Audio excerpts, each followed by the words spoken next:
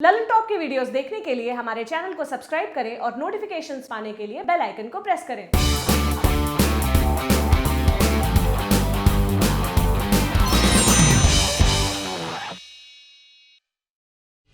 ये 1993 का साल था। क्रिकेट रंगीन हो चुका था। पाकिस्तान वर्ल्ड चैंपियन बन चुका था। भारत में उदारीकरण आ चुका था और आ चुका था एक और वनडे क्रिकेट वर्ल्ड कप के आयोजन का जिम्मा। एक और क्योंकि 1987 का वर्ल्ड कप भी भारत और पाकिस्तान ने मिलकर आयोजित किया था। जगमोहन डालमिया 1996 का वर्ल्ड कप भी महाद्वीप के 3 देशों को एक साथ लाकर झटक चुके थे। भारत, पाकिस्तान और श्रीलंका की संयुक्त मेजबानी, और डालमिया ने इसके लिए आखिरी मिनट में पाकिस्तान को जरूरी रियायत भी दी।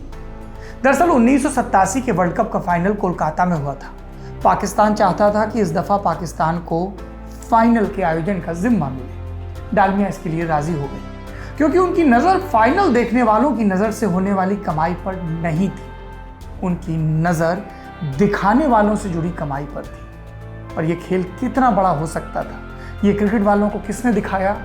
बेंगलुरु के एक लड़के ने, जिसने बरसों से क्रिकेट नहीं देखा था, जो भारत में रहता भी नहीं था, जो जितनी तेजी से आया कईयों की किस्मत बदलने, उतनी ही तेजी से अचानक चला गया। लड़का जिसने सचिन तेंदुलकर को रातों रात करोड़पति बना दिया, जो अचानक चला गया क्योंकि एक एक्सीडेंट हुआ। एक आदमी जिसने न सिर्फ क्रिकेट बोर्ड बल्कि क्रिकेटरों को भी मालामाल किया, और उसकी गढ़ी इस परी कथा का नायक था सचिन तेंदुलकर। लेकिन वो खुद कौन था जिसका निशा अभी तक बाकी है? उसका नाम था मार्क मैस्केरेनस। वो $1 करोड़ का जुआ खेलने वाला आदमी था। क्या है ये किस्सा?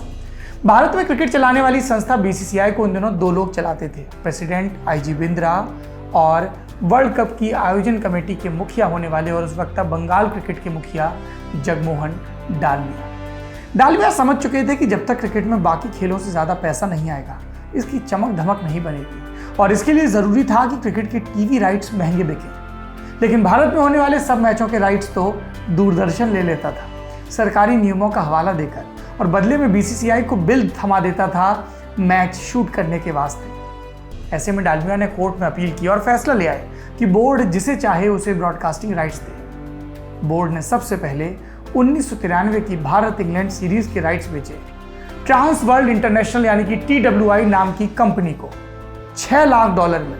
ये उस समय के 22 करोड़ रुपए थे, यानी कि गेम बड़ा हो चुका था।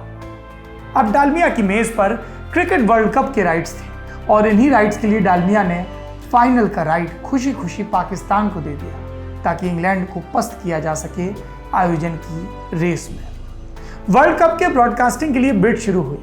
TWI, जिसने इंग्लैंड वाली सीरीज खरीदी थी, उसने $85 लाख की बिड की, लेकिन एक पेश था, कंपनी एडवांस देने के लिए राजी नहीं थी, और बीसीसीआई को इसकी सख्त जरूरत थी। क्यों? क्योंकि बीसीसीआई एसोसिएट देशों में क्रिकेट का स्ट्रक्चर डेवलप करने के लिए ये रकम खर्च करना चाहता था। इसका लॉन्ग टर्म फायदा भी था, भविष्य में दुनिया की क्रिकेट पॉलिटिक्स में ये देश भारत के साथ होते। इसके अलावा क्रिकेट वर्ल्ड कप को अब तक का सबसे भव्य आयोजन बनाने के लिए भी बोर्ड खुले हाथ से पैसा खर्च करना चाहता था। इसमें प्रचार के अलावा स्टेडियम दुरुस्त करने जैसी बुनियादी चीजें भी शामिल थी। और इसी मोड़ पर बोर्ड को नजर आए मार्क एक्सपेंशन मोड में थे। उन्हें राइट्स कैसे मिले, खुद उन्होंने एक इंटरव्यू में बयान किया है। आउटलुक मैगजीन से बात करते हुए मार्क ने कहा था, मैंने 10 सालों से क्रिकेट नहीं देखा था। बिंद्रा और डालमिया के साथ मेरी पहली मुलाकात लंदन के एक फ्लैट में हुई थी। TWI पहले ही $85 लाख की बिड कर चुका था, लेकिन वो एडवांस के रूप में कुछ भी नहीं देना चाहते थे। डालमिया ने कहा, मुझे राइट्स मिल जाएंगे अगर मैं $1 करोड़ की बोली लगाऊं और $25 लाख तुरंत दे दूं। मैंने हाँ कर दिया। ये मेरी जिंदगी का सबसे बड़ा जुआ था, और आपको पता है उस वर्ल्ड कप से मैंने $2 करोड़ कमाए। लेकिन फ्लैट में हुई इस मुलाकात से पहले मार्क ने क्या किया था? कहां से आ गए थे उनकी जेब में $1 करोड़? ये किस्सा पहुंचता है एक डायलॉग तक कि तुम्हारी तनख्वाह मैं कमा कर दूंगा बॉस। क्या है ये डायलॉग, क्या है ये किस्सा? मार्क बेंगलुरु का लड़का था, 80 के दशक का, जो 1976 में अमेरिका गया कम्युनिकेशन में मास्टर्स करने। सिर्फ 19 साल का ये लड़का बहुत मेहनती था और पढ़ाई के दौरान ही टीवी प्रोडक्शन का मास्टर बन गया था। पढ़ाई पूरी की फिर मार्क ने टेलीविजन ग्रुप CBS का रेडियो डिपार्टमेंट ज्वाइन किया, एक सेल्समैन के तौर पर, रोचक ढंग से। एक मैगजीन में छपे ब्यौरों के मुताबिक एक जवाब के चलते मार्क के पहले बॉस रॉन गिलबर्ट ने उन्हें नौकरी दी। रॉन क्या बताते हैं? मेरे पास कोई ओपनिंग नहीं थी, लेकिन पॉलिसी थी कि कोई भी नौकरी की तलाश के लिए आए तो इंटरव्यू जरूर लें। मार्क आया, इंटरव्यू दिया, जाने लगा, फिर अचानक से पीछे मुड़ा और बोला, मिस्टर गिलबर्ट, आप उन लोगों में से तो नहीं है जिनकी कमाई उनके अंडर काम कर रहे सेल्समैनों की परफॉर्मेंस से घटती बढ़ती है? मैंने कहा हाँ। फिर मार्क बोला, मेरी बहुत इच्छाएं हैं जिन्हें पूरा करने के लिए मैं यहाँ तक आया हूँ। फॉक्सवैगन बेचकर BMW खरीदनी है, भारत जाकर परिवार को लाना है, और इसके लिए मुझे परफॉर्म करना ही होगा। गिलबर्ट ने यह सुनकर मार्क को नौकरी दे दी और मार्क की महत्वाकांक्षाओं पर उनका भरोसा सही साबित हुआ। गिलबर्ट के मुताबिक वो मेरा बेस्ट सेल्समैन बना। साल भर में मार्क की सैलरी 3 गुना हो गई। कुछ वर्षों बाद उन्होंने रेडियो से टीवी सेल्स में स्विच किया, बड़ी बड़ी डील्स करवाने लगे और अब उनकी सालाना तनख्वाह करोड़ों डॉलर की थी। ये सब हुआ तब कैलेंडर में साल था 1984। मार्क ने इस साल अपने नेटवर्क के लिए चीन में एक बड़ी डील की। वो इंडिया के भी टीवी मार्केट में घुसना चाहते थे।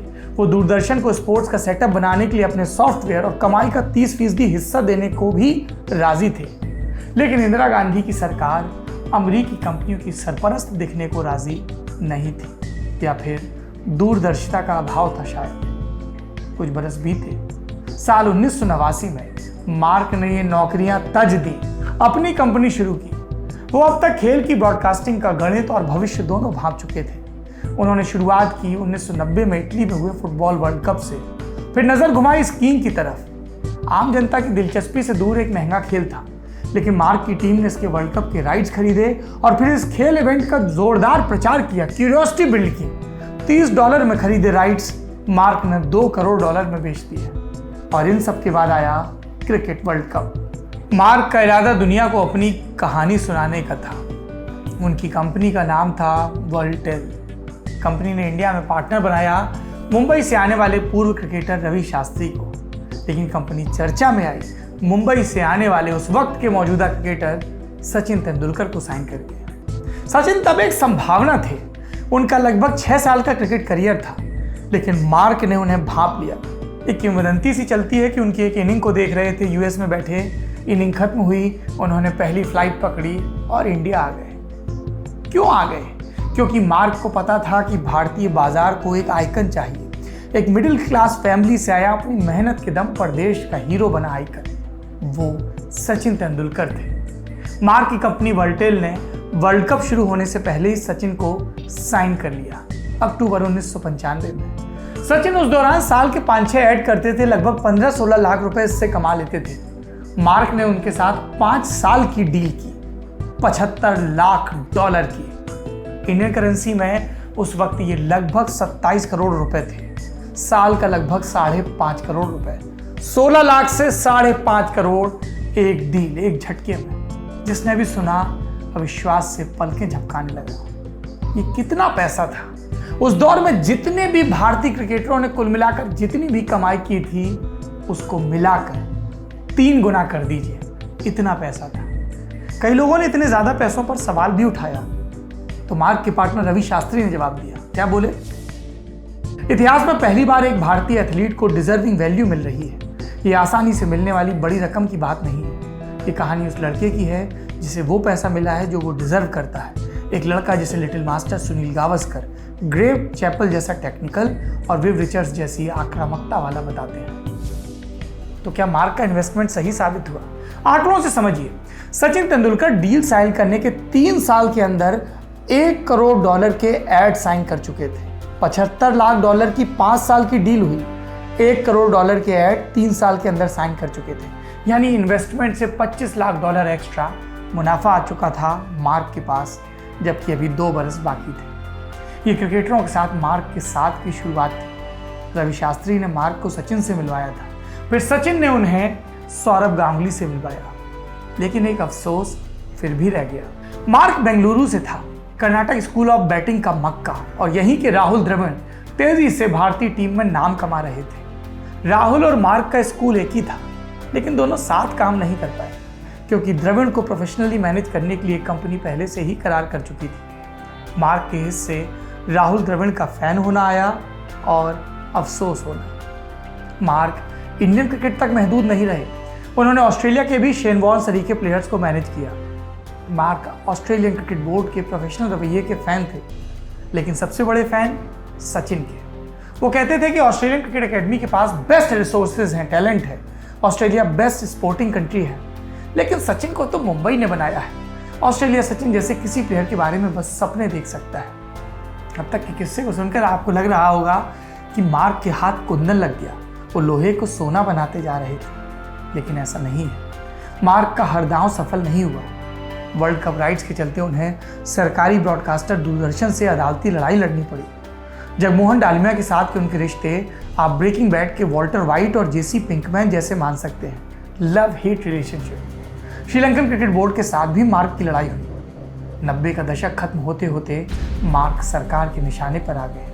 उनके दफ्तरों पर सीबीआई और इनकम टैक्स की रेड पड़ना आम बात हो गई, लेकिन मार्क ने इन छापों के बारे में कभी मीडिया से बात नहीं की। इन मामलों पर वो सिर्फ एक बात कहते थे, मैं गलत नहीं हूँ। सरकार और बोर्ड के साथ साथ मार्क की प्लेयर से भी भिड़ंत हुई। सौरव गांगुली को मार्क ने 4 साल तक मैनेज किया। अजीत आगरकर, रॉबिन सिंह, शेन वॉर्न, शोएब अख्तर जैसे दिग्गज भी उनके क्लाइंट बने, लेकिन बहुत दिन तक नहीं। बेहद निर्ममता से बिजनेस करने वाले मार्क की सचिन के अलावा किसी प्लेयर के साथ नहीं पटी, और गांगुली से तो उनका काफ़ी बड़ा झगड़ा हुआ, और आखिरी झगड़ा वो जिंदगी के साथ हुआ। 27 जनवरी 2002 को मार्क एक सड़क दुर्घटना में मारे गए। वो मध्य प्रदेश से टाटा सूमो के जरिए मुंबई लौट रहे थे, और नागपुर से 80 किलोमीटर पहले उनकी गाड़ी का अगला टायर फट गया। गाड़ी पलट गई, मौके पर मौत हो गई। अगले दिन भारत का क्रिकेट मैच था इंग्लैंड के साथ। इसमें भारत के सब प्लेयर बाजू पर काली पट्टी बांधकर उतरे, और मार्क के सबसे प्रिय प्लेयर सचिन, उन्होंने कानपुर में हुए इस मैच में 67 गेंदों पर 87 रन मारे। और मारने से पहले, मैच से पहले क्या बोले थे, ये बहुत बड़ा व्यक्तिगत नुकसान है। जब सचिन ने विदाई ली थी, तब जिन 20 लोगों का जिक्र किया था उसमें भी एक थे मार्क। आखिरी में क्या रहता है? आखिरी में इस इंडियन पैकर को अलविदा कहना रहता है। दरअसल जब मार्क मरे तो ऑस्ट्रेलियन क्रिकेटर यान चैपल ने ये बात कही थी। क्या कहा था?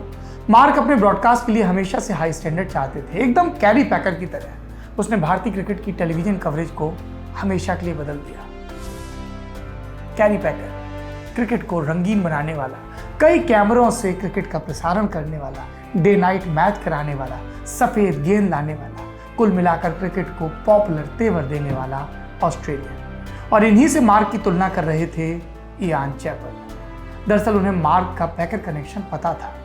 जब मार्क को 1996 के वर्ल्ड कप के राइट्स मिले तो वो कैरी पैकर के पास गए, उनके चैनल 9 की कमेंट्री टीम उधार मांगने। कैरी इस नौजवान का मादा देखना चाहते थे। उन्होंने शर्त रख दी, मेरी टीम जाएगी, कमेंट्री करेगी, लेकिन वो इंडिया के बेस्ट होटल्स में रुकेगी, महंगा प्राइज लेगी और सिर्फ प्राइवेट जेट में सफर करेगी। जेट वाली बात पर मार्क का एक पुराना बेंगलुरु कनेक्शन याद आया। वो आदमी जो आजकल भगोड़ा है, विजय माल्या, वो अपना जेट देने को राजी हो गया था। चलते चलते एक तथ्य और बता देते हैं, मार्क ने अपनी क्रिकेट वेबसाइट और मैगजीन भी लॉन्च की थी, दोनों नहीं चले।